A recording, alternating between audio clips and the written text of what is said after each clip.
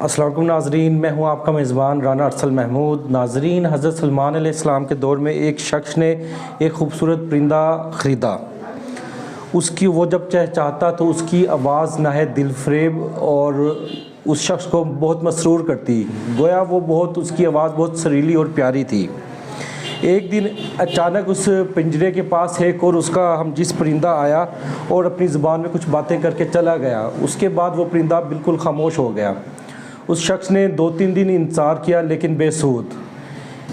3-4 دن انتظار کرنے کے بعد وہ شخص حضرت سلمان علیہ السلام کی بارگاہ میں حاضر ہوا اور حضرت سلمان علیہ السلام سے عرض کی کہ اے اللہ کے نبی، میں نے یہ بہت مہنگا پرندہ خریدا ہے، لیکن اب یہ 2-3 دن سے بالکل خاموش ہو گیا، بولتا ہی نہیں۔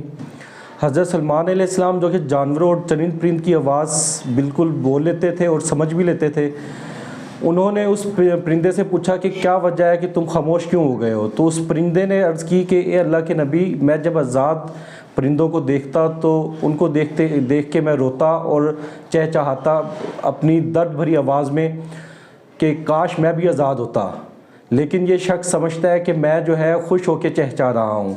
تو ایک دن ایک میرا ہمجنس پرندہ آیا تو اس نے مجھے بتایا کہ یہ تیرے آواز کو سمجھتا ہی نہیں ہے، تیرے درد کو یہ سمجھتا ہی نہیں ہے، جبکہ تو اپنے درد میں اور اپنے غم کے اندر تو روتا ہے، یہ شخص یہ سمجھتا ہے کہ تو چہچہا رہا ہے، خوشی سے مسرور ہو کے چہچہا رہا ہے۔ تو حضرت سلمان علیہ السلام نے اس شخص کو کہا کہ تم اب یہ پرندہ پنجرے میں بالکل نہیں بولے گا، لہٰذا تم اس کو آزاد کر دو۔ اس شخص نے کہا کہ اگر یہ اب بولے گا ہی نہیں تو اس پرندے کو رکھ کے کیا فائدہ۔ انہوں نے حضرت سلمان علیہ السلام کے حکم کو اتباع اور کو مانتے ہوئے اس پرندے کو آزاد کر دیا۔ تو وہ پرندہ اڑ کے ایک درخت کی شاخ میں جا بیٹھا اور کچھ چہچہا کر اڑ گیا۔ تو اس شخص نے حضرت سلمان علیہ السلام سے عرض کی کہ اے اللہ کے نبی، یہ کیا کہہ کر گیا ہے؟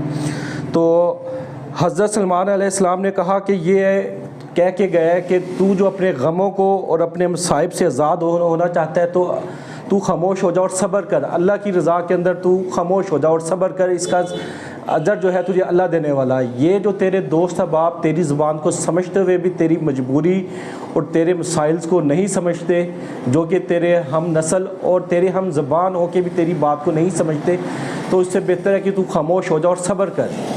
اللہ تعالیٰ دلوں کو حال کو جانتا ہے، لہٰذا پیارے بھائیوں دوستو، صبر ایک بہت بڑی چیز ہے جس کی جزا اللہ تعالیٰ دینے والا ہے۔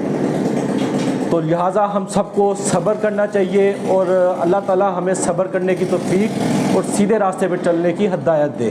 شکریہ۔